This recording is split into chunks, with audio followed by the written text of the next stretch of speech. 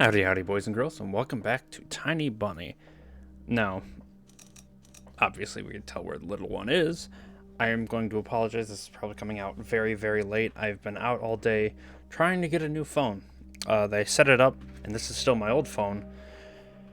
But they set up the new phone, everything, realized it can't take calls because Sprint and T-Mobile became one.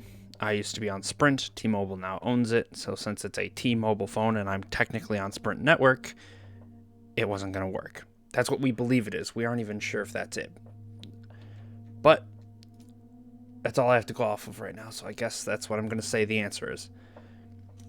But anyway, enough blabbering. Welcome back. Monsters, ghosts, UFOs. The Encyclopedia of Paranormal Phenomena. I think these are all the same as before, so one of the drawers was empty. I hid them in there. Where are you, Vova? This simple action drained the last bit of strength from me. I sat on the bed. And only then I noticed there was someone behind the curtain. My tired hand dropped to the sheets. Whether it was due to medication I took or the stress I underwent, the room began to contort as if the wind was blowing the walls out like a pair of sails. The corners of the room bent and undulated. The only stable thing in the whole room was the figure between the windowsill and the curtains. A flimsy piece of cloth was stuck to my hidden visitor, just like a savant of sorts. Oh yeah? Who else would be standing there? I stood up and licked my dried lips. Yeah, oh yeah, it's so funny. The silhouette was unmoving. It was enveloped softly by the curtains, and I think I can hear breathing. As if there was a thick layer of darkness there, not a human being. I reached toward the curtains. Ba-dum, beat my heart controlled by medication. The wind sang in the field with a chorus of voices. For a second, I wanted to return to the bed, just lie down and watch the person behind the curtain, knowing full well they were looking back at me. They're looking without blinking, waiting for me to fall asleep. Plastic rings rustled against the holder when I pulled open the curtain. Gotcha! Oh, I forgot this had voices again. She actually said that. I was like, what? I knew it was you from the beginning. A blindingly bright halo lit up above Olya's head with the setting sun as the background. My sister was shining. When she was just a baby, Dad always used to say she was shining with happiness. I always retorted, but Dad, she's not some flashlight. But I brought her to the window one day and sunlight poured on her smiling face. Felt like I was holding a light-woven child. I saw everything. Oh, really? What did you hide?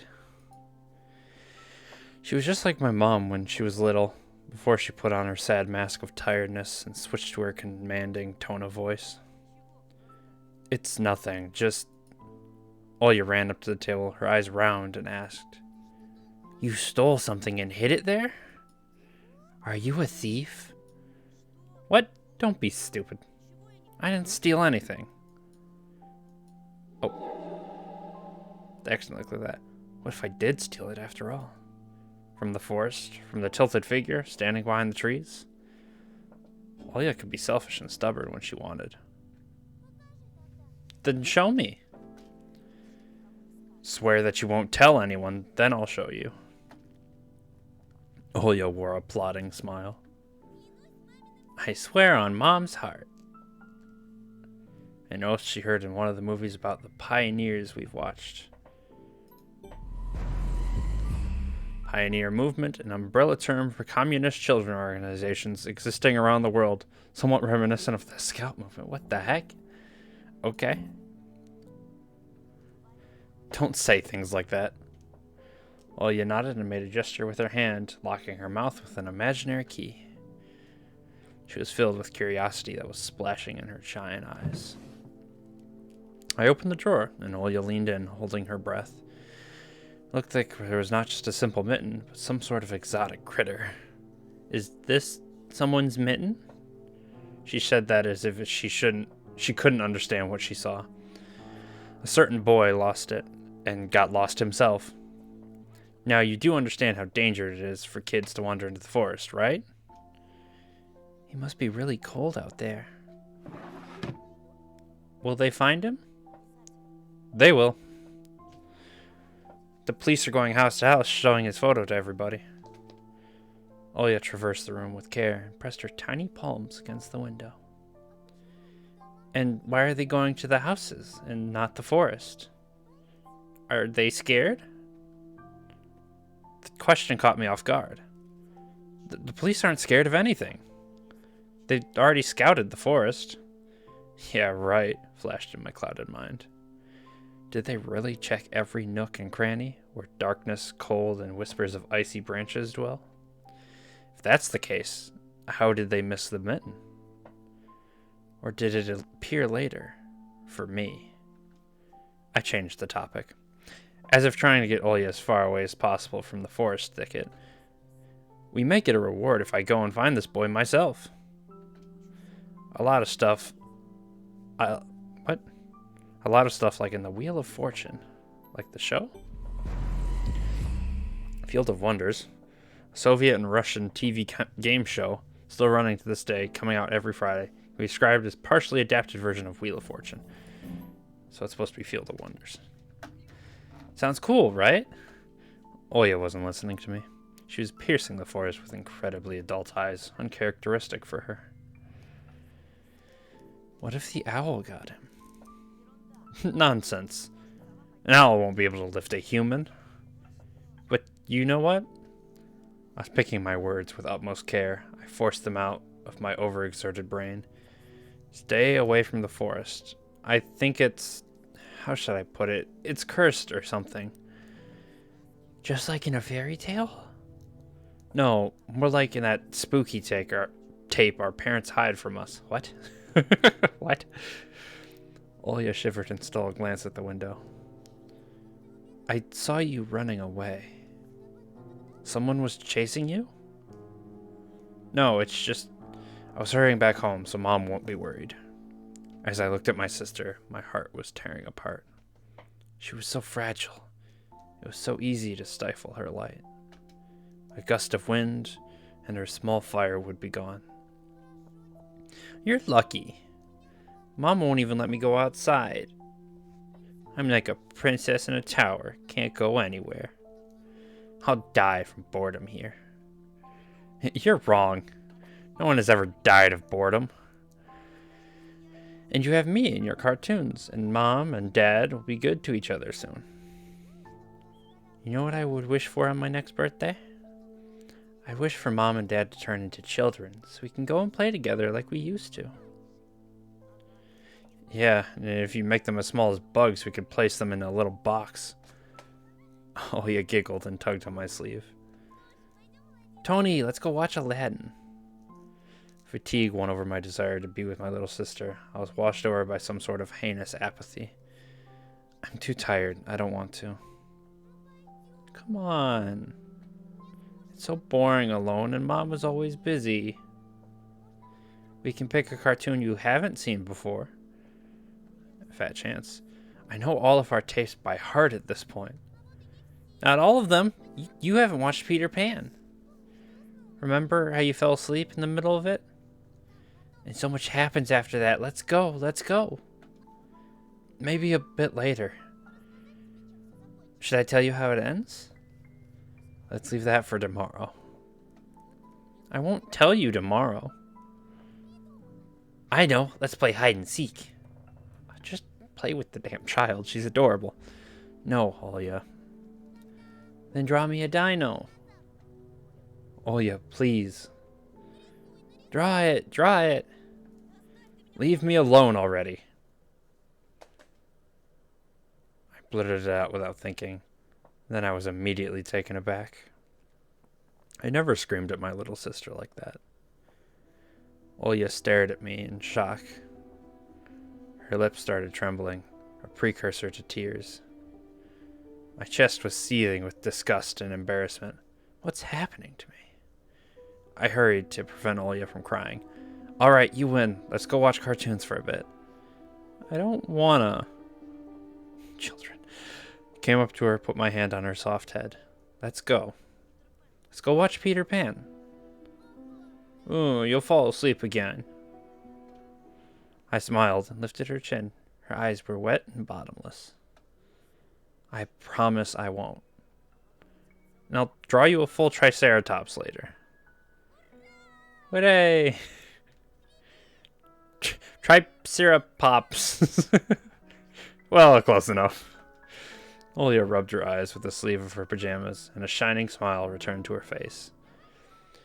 I'll go ask Mom for condensed milk and bread, and you rewind the tapes. The bread is fresh, just how you like it. Alright, just be careful not to spill the milk, or you'll be yelled at again. Want to bet I won't spill it? The tape is somewhere in the nightstand. Look for it. Olia disappeared into the doorway, and I dragged my feet into the neighboring room.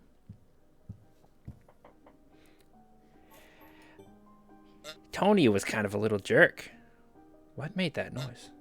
Oh, that's not a bear noise. Olia's countless toys. An old teddy bear in the main attraction here. Olia doesn't sleep without it. And she digs her nose into its fur when she sleeps. A piggy bank. Olia's saving money for a real puppy because Dad said that taking care of him will take a lot of money. Scary window while Olia sees that accursed owl every night, lurking in the dark.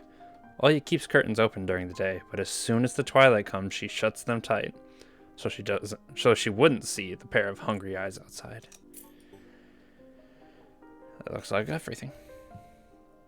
The old photon TV was gathering dust in the corner. All that was left was clicking the button on the front panel. The tube warmed up, and a familiar white noise started dancing on the black screen. I almost reached out to turn on the VCR when the noise calmed down and a blurry image appeared for a moment. It was a dark taiga forest, just like the one outside my window. The picture split the screen in half. Something creepy resembling human speech was coming out of the speaker. Just a few moments later, the scenery was again overshadowed by noise. What did I say? Did it catch some rogue signal? Local TV station only really showed Soviet cartoons, and even that was pretty rare. Only just recently, I used to always watch Robotech before school. It was so awesome. Maybe I should tinker with the antenna? What if I catch this channel again? On the other hand, Olia had asked me to find the tape. It wouldn't be nice to disappoint her. But in my sleepy state, I didn't have the strength to do all of that. Oh, whoa, wait, whoa. What do you mean set?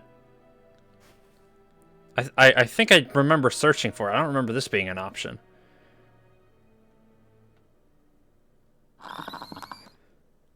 Oh, that's a noise. The picture finally cleared up. But the moment I rejoiced at finding that weird signal again, the TV started coughing, a voice barely coming through the cacophony. He was often seen at the moment when small snowy hills were lined up on the screen, pierced with rickety crosses, and a male voice was narrating with a slow, mournful voice. It was a pitch-black night at the cemetery. In that fateful dark time, little Senya met her fate at the face of a monstrous thicket dweller. The locals call him none other than the Forest Master. I froze and did my best not to move, as if by doing that I could scare away the narrator. I listened closely to his every word. The beast dealt with the helpless girl in a masterful manner. The camera panned across the snow with something black spilled over. Ooh, okay. Looking for ragged pieces of the cloth that were thrown around all over the place. It stopped. I didn't want to think whether Senya's remains were wrapped in there, so I shut my eyes without thinking. Was that a hand for a second? The voices continued. Wolves are rare guests in these parts. Here's what Tamara, the old woman that lives in a nearby crypt, had to say. A close-up shot to the face of an old homeless woman, weary from life and alcohol abuse, rattled on the screen. Yes, yes, such a fearsome beastie it is. Worse than the rising dead. The old woman splattered saliva all over the rectangular mic. I see that. And the stink, it's like... The rest of her comparison was swallowed up by the sound of a horn. I've never felt anything like that. It was just standing there. Yes, right where you stand, boyo. And pierced me with its eyes right in the middle of day. Boyo? Can she see Tony? Was so huge, that one. With glassy eyes. Obscenities were covered by another bleep. You know, they say if this demon lays its eyes on you, it'll snatch you, put you in his bag, and you're gone. Ha ha ha. But he won't touch me. Hee hee. Likes me, it seems. So he even called me the Devil's Winch. And it's definitely true, the announcer. The carnivorous monster will not touch those who fell to the level of forest beasts, going for the innocent child's blood instead. The forest master's presence is felt more and more on the outskirts of our country. Torn between believing in what was said and shrugging it away, I decided to record the remaining part of the documentary for some reason. I quickly grabbed the tape that was on top of the TV and put it into the VCR without even looking at the cover. That's gonna come back to haunt you. I pressed record, turned the sound up, and paid attention to the slipping signal. It's not called the Forest Master for nothing. All of the animals obey it. Be they hairy or feathery, they're all precursors for its appearance. If you hear howls in the distance, that's most likely already knows where you live. If you find animal prints all over your doorstep and birds watching you from the trees, you better hide. It's already coming for you. And if you wake up at night and see a pair of eyes in your window, then soon. Oh, for the love of God. Stop saying Skora. Jesus. Okay, it's just repeating.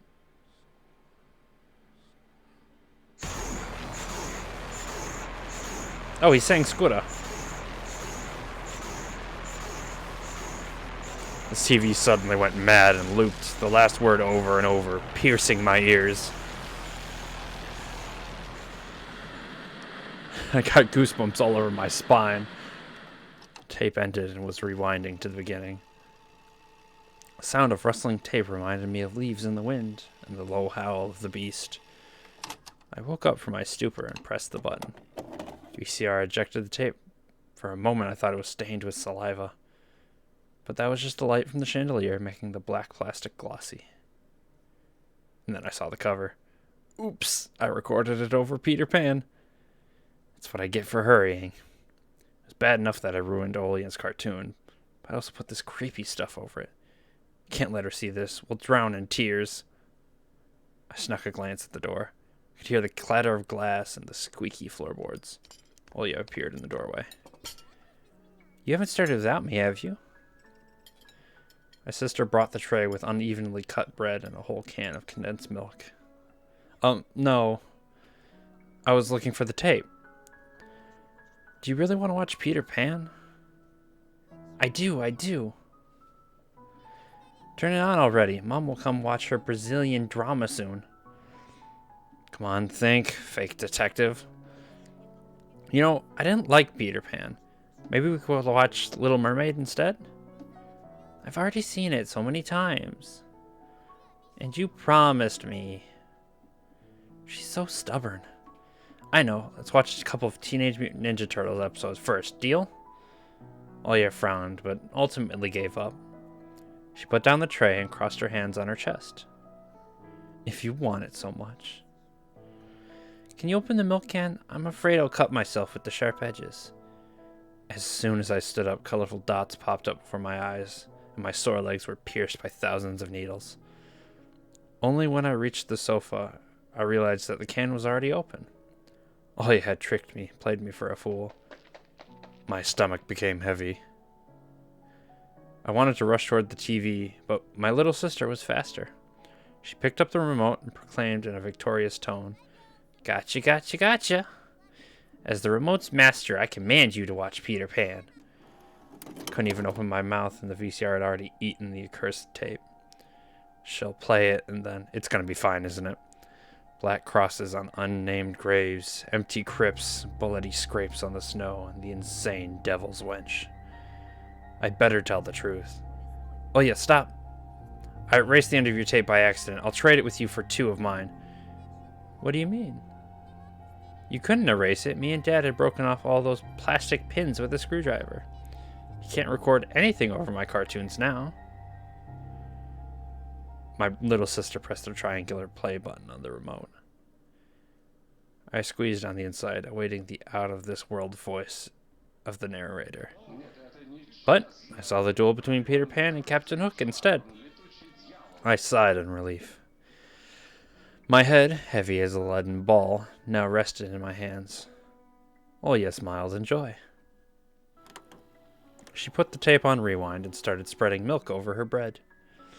And when the cartoon started, she forgot about everything in the world.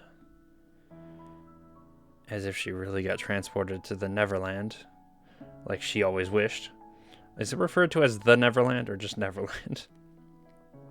To be honest, I also imagined myself there, in a land where one never ages, where no one argues over little things, where no one listens to fights and the sound of broken plates at night.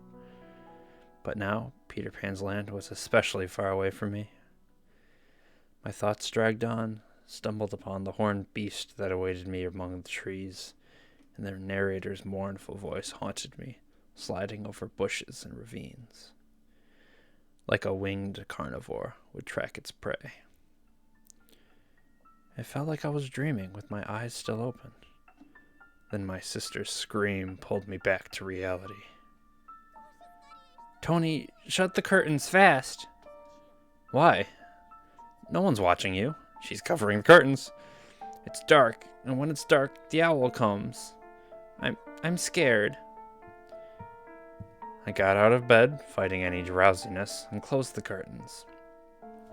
They're already closed, aren't they? Should close them more. I did my best not to look outside, toward the treetops, toward the taiga forest, which seemingly drew closer and closer.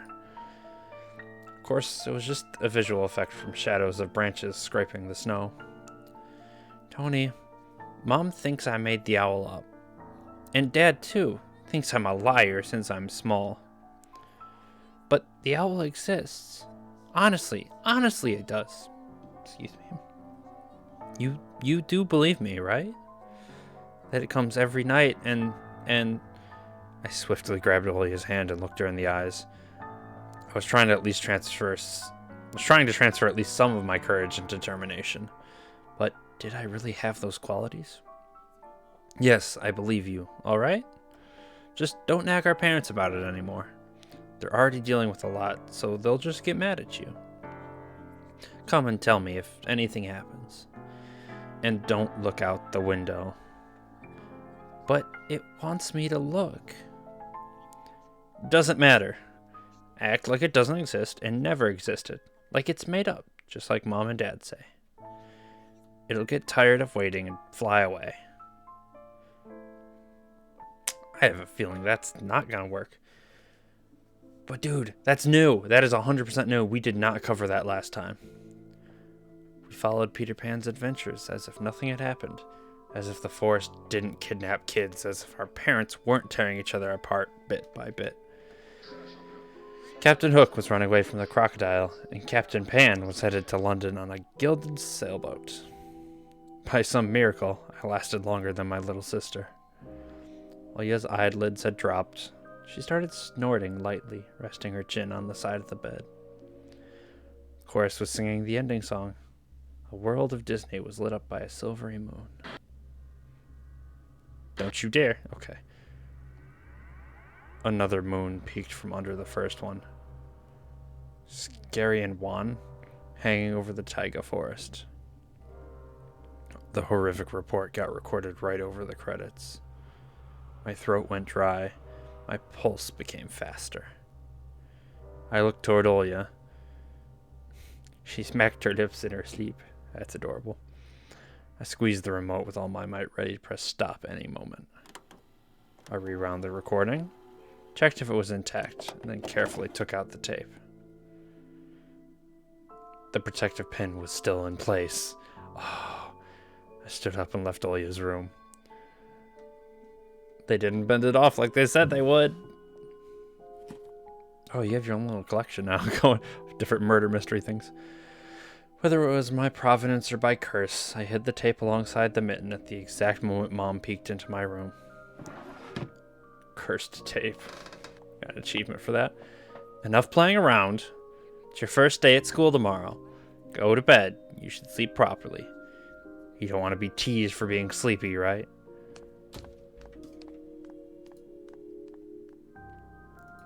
Adults think everything is so simple. As if sound sleep would ensure my classmates would like me. I covered myself with a blanket up to my neck and listened to the house humming, something invisible rustling in the corners. My inner voice had a question for me. Do I want to hear that mysterious flute again? Yes or no? Maybe it's just a part of growing up, and I can't fully understand my own desires.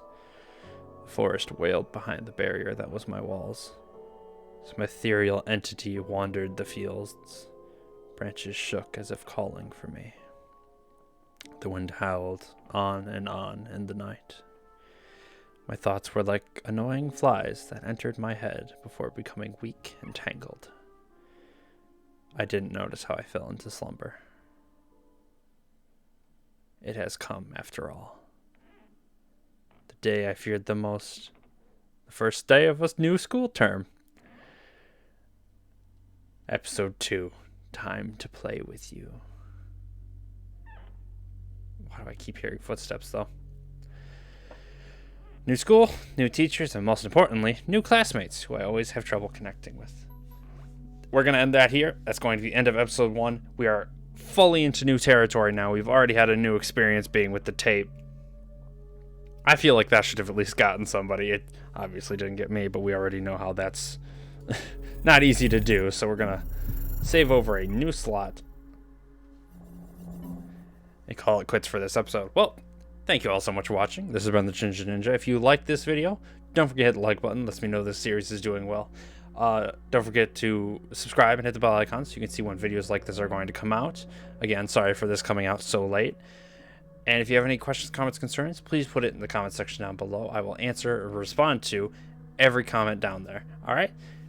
Thank you again so much for watching. I will see you all in the next video I record. All right? Peace.